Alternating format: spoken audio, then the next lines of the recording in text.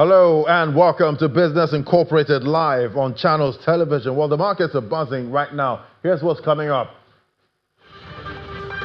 We see the Naira weakens to a 4-week low at the official market, closing at 1,373 Naira to the dollar.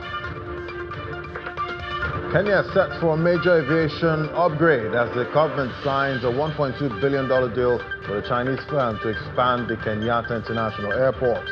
And gold prices are falling to a 2-week low as a stronger U.S. dollar and renewed expectations of further reserve rate hikes weigh on the precious metal. It's good to have you join us. I'm Ladi Williams. Let's get a check on these commodities now. We see oil prices have extended losses today, retreating for a third straight session as signs of a gradual reopening of the Strait of Hormuz and improving U.S.-Iran relations. That eases fears of a prolonged disruption to Middle East energy supplies, and we see the impact right there. It's just natural gas looking better. I'm guessing it's because of what we're seeing play out in most parts of Europe there. It's really hot right there in Europe. We see Brent crude 1.95% lower, 75.59. WTI crude 1.90% lower, $71.82 a barrel. So we're still seeing pressure right there on the oil market, and it's looking like the bet right now is that it's going to be a weekly loss again. That's for the oil market. We're seeing gold prices, the extended losses also. Everything's falling at this point. Near a 2-week low and testing the psychologically important $4,000 per ounce level. That's for spot gold, $4,079. Holding on by a thread now. Spot silver, 1.91% lower, trading at $60.89 per ounce. You see palladium, big drop there, 2.81%. $1,208, and platinum 2.64% lower. All right, let's look for key levels to watch now. Looking at oil and gold. Joining me for this conversation now, we have Sunil Dixit, a technical analyst. Hello, Sunil. Great to have you. Hi, Larry. Thanks. Fantastic. So we're seeing a drop now on most of these commodities, gold, oil. But first, let's start with WTI oil. What are the key levels you're watching? See, due to the expectations of easing bottlenecks in energy flow from the Hormuz Strait recently, there has been some downward pressure and the risk premium has gone off. And on the higher side, I see resistance is sitting at 73.50 and 74.50. Unless this level is cleared on the higher side, the pressure continues to break lower below 68. Anything below $73.50 per barrel, that's for WTI, that's bearish at this point. So I guess at this stage, looking at WTI, I guess the short is the right trade, right? Correct. Okay, let's look at gold now. What are the key levels there? The psychologically important level is $4,000. We're smack on, almost there now. What other support levels are you watching for gold? See, gold has just a few minutes ago, it has broken below the swing low of $4,023, and it has tested $4,006. And we see some mild bounce back, but that is not enough until 40.60 is cleared on the higher side. And the bullish breakout for the intraday basis and short term, I think, is a clear break above 4,100. That is today's high. And on the downside, a psychological zone of $4,000 can give way, and 39.80 to 39.60 may be coming soon. All right, let me pick your brain now. What are you seeing for Bitcoin? Bitcoin did lose the $64,000 level, now trading around $62,000. What are you seeing for Bitcoin? I see Bitcoin has a potential of upside breakout as long as 60,000 psychological zone is intact. And on the hard side, I'll wait for a strong breakout above 65,000 with a daily close above the zone. So some 68,000 and 70,000 can be reclaimed in the short term. All right, so definitely Bitcoin trading around $62,000 per coin. All right, thank you so much, Sunil Dixit. Definitely we'll keep watching these levels. I know most of the traders now are looking for the next short at this point. Thank you so much. Larry, on the before I wrap up, I'll just warn traders to shorting against shorting Bitcoin, because any crypto, do not short. All right, don't short Bitcoin. That's the advice there from Sunil Dixit. Thank you so much. Welcome, man. All right, let's look at other stories now. We see Kenya. The Kenyan government have signed 154.2 billion Kenyan shilling agreement with China Road and Bridge Corporation to expand the Jomo Kenyatta International Airport. Transport Minister Davis Chichea, he confirmed that on Tuesday. The East African nation plans to nearly triple the annual passenger capacity at the Nairobi airport to 22 million people from 7.5 million. The project was previously halted last year after Kenya cancelled a 2024 agreement with India's Adani Group following the indictment of its founder in the United States. Meanwhile, Kenya remains the dominant trading economy in East Africa, accounting for the largest share of regional economic activity and trade with the world. This is despite a drop in intra-EAC trade amid growing engagement with global markets. Latest East Africa community data for the first quarter of 2026 shows that the regional bloc's total trade with the rest of the world grew by 30.7% to $46.3 billion, up from $35.4 billion during a similar period last year. Now we see further reforms may be on the horizon for the global debt architecture as the Paris Club says more work is needed to improve the common framework, the key platform designed to help low-income countries restructure unsustainable debt. In its 2025 annual report released ahead of its annual meeting in Paris, the group of major creditor nations acknowledged ongoing challenges in delivering timely and effective debt relief. The discussions bring together creditors, borrowing nations, and private investors at a time when many developing economies continue to grapple with high debt burden, rising borrowing costs, and mounting fiscal pressures.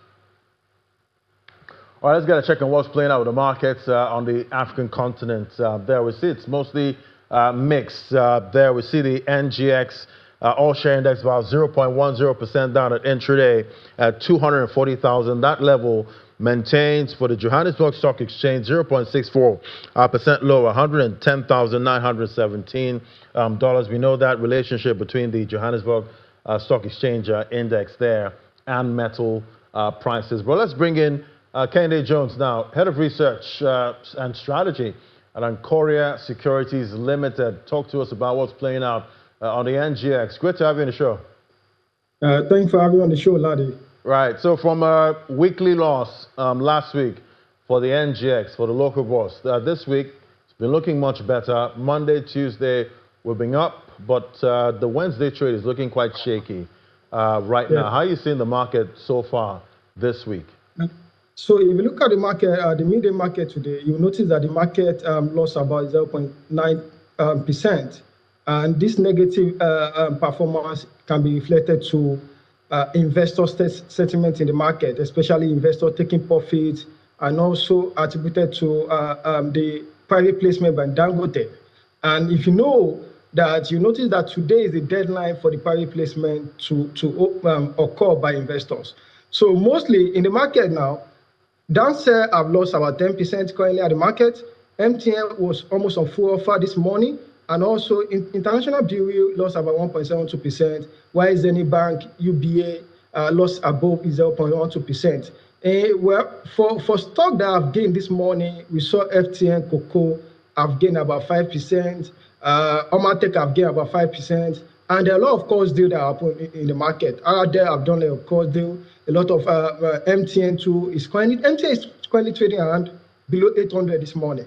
And as of now, it's currently trading at below 800. So what is going on in the market is majorly attributed to profit-taking, sectoral rotation, and also looking at what is going on, banking hunting, where buying stock that they believe, investors are buying stock that they believe that they are undervalued because they can't buy stock that have high. We should not forget that as of yesterday, the market gained about 1% as of yesterday, which was a result of Airtel Africa, GTCO, Access, Zenith, and First Bank, we saw a very strong buying. But as of today, the market rebounds to negative bearish momentum. And we should notice that stock like insurance index, the insurance index have lost majorly. The insurance index is doing negative year to date, about 3%. Banking, telecommunication, industrials, oil and gas is currently doing well. The only index that have surpassed the all share index is the oil and gas index, which have gained more than 100% as a result of Aradel and Seplat. Aradel have year to date is more than 150%. And we saw from the financials that the financial look impressive from the bottom line, from the top bottom line and the top line. Profitability, liquidity is there. The cash flow statement look massive, So majorly the market, in terms of volume, market have done more than 15% increment week on week, but we are not seeing that playing in the share increment. Also, a lot of our money spending on shares have increased. Yesterday, about 32 stock gainers, about 32 gainers, while 23 losers. So for me, the recent drop is majorly because of investors are now looking at sectoral rotation. Okay, so definitely you did mention Aradel there, and it's quite interesting. It's almost like yesterday, I remember that was trading at about 400 Naira per share after it's, after it got on the market at about 700 and dropped all the way to 400. But now we're over 1,000 at this point, and the likes of Seplat too. But talking about the Dangote refinery IPO, we did get a warning from the Securities and Exchange Commission directing capital market operators to immediately halt all promotional activities to a purported initial public offering by Dangote Petroleum Refinery. I don't know if you heard about this. Talk to us about this one. Yes. So as of yesterday to this morning, a lot of capital houses, financial institutions SEC have stopped them from doing what? From promoting, declaiming that Dangote Refinery IPO, launching of IPO.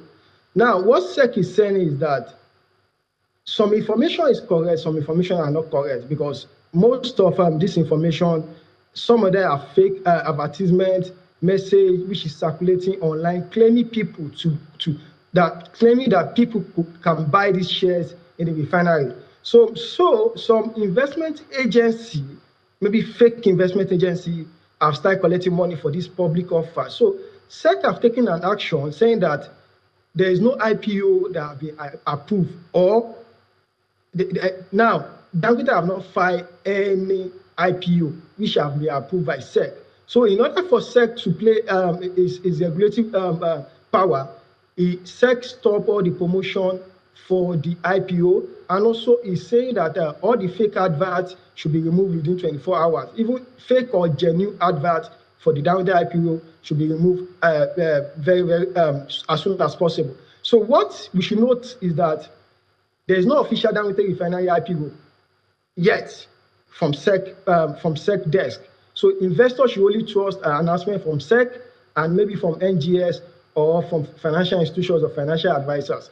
That's what SEC is saying, that all the advertisement messaging in terms of Dangote Refinery IPO should be stopped, not so that it will lead investors to negative momentum in the market. Right. So I guess at this point, if you're an investor and you feel like you own the Dangote refinery IPO right now, that's not true. You don't own anything. So be careful. Yes. Don't go out there buying any IPO that's not been authorized by the Securities and Exchange Commission. Thank you so much. Kennedy Jones, Head of Research and Strategy and Courier Securities Limited. Thank you. Thanks so much for having me on the show. All right, so there you have it. Don't fall for those scams at this point. Anyone trying to sell you an IPO right now, that's what the Dangote refinery is not officially out yet. All right, let's get a check on the Middle East now. See Middle Eastern markets, most major Gulf stocks there. They rose in early trade today amid signs of progress in the U.S.-Iran talks, though uncertainty remained over the durability of the accord. And we see for the Dubai index there, edge higher, helped by a 1.2% rise in toll operator, that's Salik company. Then we see for Abu Dhabi, the index at about 0.3%. They're just 0.33%, but we'll see a marginal rise there for the Abu Dhabi index. Flip over to other parts of the market now. We see for the Tadawul about 8 basis points higher, but the lone loser 0.84% lower. That's for the Qatari index, 10,321 points there. I don't know if the market's actually open for trading today. Let's get to other parts of the market now. We see for the U.S. Stock futures there, Dow Jones Industrial Average 0.41% lower. The S&P futures 0.18% higher than the tech-heavy NASDAQ. We're seeing 0.39% advance there. We're seeing a rebound there. Investors looking out for Micron Technologies earnings. That's coming out at the close of the bell later today. Shares of Micron rose almost 4%. And we've seen some other two memory stocks. They tumbled about 13%. That was yesterday. So investors are watching out for that Micron right there. Let's look at Asia now. Let's see what's playing out for Asia markets. We see it's much better for the Kospi, 3.26%. Hang Seng Index, 0.33%. For the Nikkei, that's up 0.88%. Flip over to other parts of the market now. We see the Nifty 50, 0.83%. To close 24,021 points. I guess it's trying to make its way back to the 25,000 psychological level. All right, let's flip over to Europe now. Let's see what's playing out in Europe.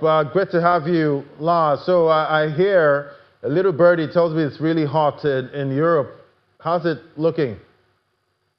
It is indeed pretty hot, and it's actually getting a lot hotter the next couple of days. So we are sweating, but looking at the markets, actually pretty cool there. Not much happening at all. It's actually a rather weak day, which is surprising considering yesterday's losses. Analysts had expected for a little bit of an upswing once again. That is not happening, especially in Germany. Here we're down about 1% for the DAX, and one of the biggest losers here in the index is Rheinmetall, the defense contractor, has obviously been one of the strongest performers in recent years due to record high investment in defense goods. But that company is down 15% today after the Defense Department has canceled a big deal here for frigates, rerouting it to a competitor. Other than that, I got to tell you, there's really not much going, and maybe it's partially because of the heat. Yeah, and I'm surprised you're actually wearing a suit right now. I guess you had to do that, for us. Thank you so much, Lars. So, but we see Germany, like many Western countries, they've been facing demographic challenges for years, and they've been, threatening the social networks as well as even the future of the country's finances. Germany has now taken a step towards, fixing one of their biggest problems. What can you tell us about that? Yeah, Ladi, the German government has accepted a huge package of reforms to the retirement system here. It's been a major problem the government and a host of economic experts had been discussing for a while. And it's obviously all due to changing demographics here in Germany. The problem is we have a lot more old people than young people. Over the next couple of years, the baby boomers will retire. So that means that more than 13 million people in Germany will leave the labor market. That's around a third of the current working population. There aren't enough young people to take those jobs, and that is leading to two problems. One is obviously for companies who will have a hard time filling open positions. So they can, of course, be helped maybe by AI and other moves into technology, as well as immigration into the labor market. The other problem, however, is that fewer people in the workforce will have to pay for more retired people. And that system has long been out of balance and has reached unsustainable levels. So a reform of the retirement system has really long been overdue. So what is the government doing now to, reform their retirement system? Well, they have discussed and now also accepted a host of measures, some, of course, more popular than others. Let's start with how our retirement funds will be invested. German employees and workers will in future pay an additional % out of their wages into a government-run fund. Employers will then contribute the same 1%, and those monies will be invested in stocks in the open market. That is pretty much what some other countries have been doing for a long time, including Norway or Sweden, where it's the latter has been hailed actually as a direct model for Germany to base its new system on. The government is also raising the retirement age and will tie it to the statistical life expectancy. This one in particular is not a popular measure. Of course, many Germans did not want to work longer than they once envisioned. However, as people live longer, there have to be such changes. Otherwise, the balance between paying into and taking out of a fund will no longer work. In future, there will also be more people paying into retirement funds, including self-employed people and some other groups who had been exempt in the past. All in all, there are 33 recommendations that were made by economists, and the government under Chancellor Friedrich Merz has now said that they would implement them all. So with so many people concerned, by this, what reactions are you getting from, companies and unions out there?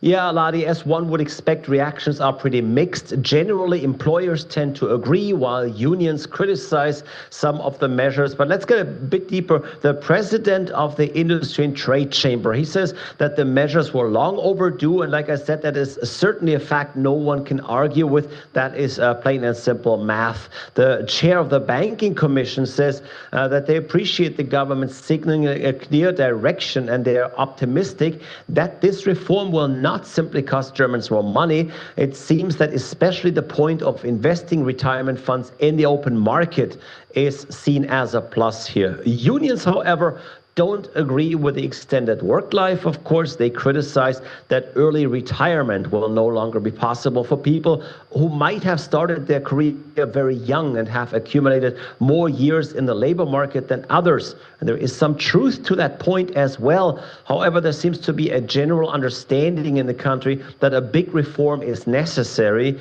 and that the government can likely not get one done without making certain sacrifices. All right, Lars Holter, thank you so much. I hope it gets cooler over there in Europe. Yeah, thank you, Ladi. All right, let's get a check on what's playing out in the crypto market. It's not that cool.